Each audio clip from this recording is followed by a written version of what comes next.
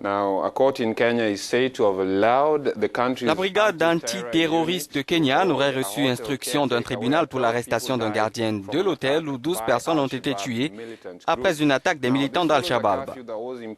Ceci fait suite à un couvre-feu imposé par le gouvernement kényan et qui devrait durer 90 jours alors que le pays s'efforce d'endiguer les menaces qui pèsent sur lui. L'intervention du Kenya au sud de la Somalie, lancée en octobre 2011 sous le nom Opération Lindanchi, a entraîné des représailles des Shabaab à travers des attaques meurtrières sur son territoire.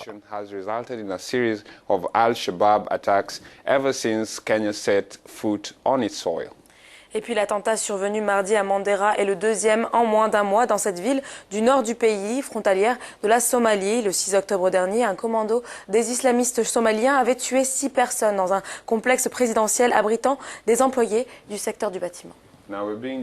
Eh bien, nous avons en ligne notre correspondant Samuel Bon Maina à Nairobi, au Kenya. Bonjour Bon. Good morning, Robert. Bonjour Robert. Merci de nous rejoindre. Nous avons appris l'arrestation d'un individu dans le cadre de cette attaque. Avez-vous d'autres informations sur l'enquête en cours? Yes, as it stands right now, a curfew has been imposed on the people of Mandera. Eh bien, effectivement, un couvre-feu a été imposé à Mandera, dans cette localité, par les autorités. He imposed a dusk to dawn curfew in Mandera town. Omar, Gilo, Arabia, Fino. C'est d'autres localités également comme Arabia, Hilo. En fait, ce sont des localités qui sont donc concernées par ce couvre-feu qui devrait s'étendre donc jusqu'au 27 décembre et qui prend effet à partir du 27 octobre. Avec l'instauration de ce couvre-feu, devrait-on s'attendre à un renforcement de la sécurité dans la zone? Yes, definitely. Oui, tout à fait, effectivement. Il y a une série d'opérations sécuritaires, de mesures sécuritaires qui sont prises par les autorités.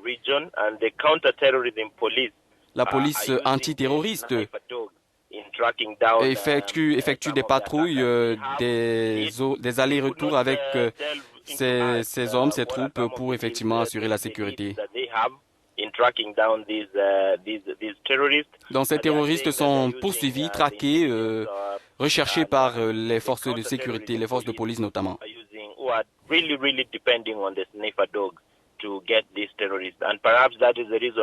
C'est peut-être la raison pour laquelle ce couvre-feu va aider effectivement aux opérations de ratissage pour amener la sécurité. Eh bien, quel pourra être l'impact de ce couvre-feu? On sait que par le passé, malgré l'instauration de telles mesures, Al-Shabaab a continué ses attaques. Yes.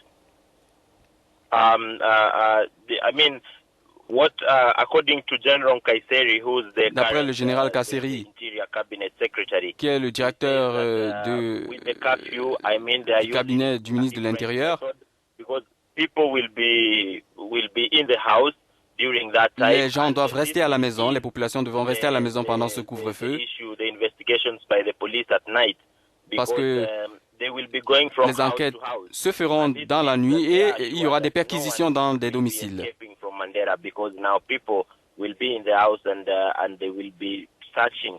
Alors les gens resteront donc à la maison pendant que les fouilles se poursuivent par la police. Bien, vous êtes très proche du ministre de l'Intérieur du Kenya. Que dit le gouvernement concernant le retrait des troupes de Somalie? Parce qu'on sait qu'Al-Shabaab s'est attaqué aux soldats kenyans suite à l'intervention donc de ce pays en Somalie. Le président du Kenya a été clair. Et même Manuel Esipisu, son porte-parole, l'a dit.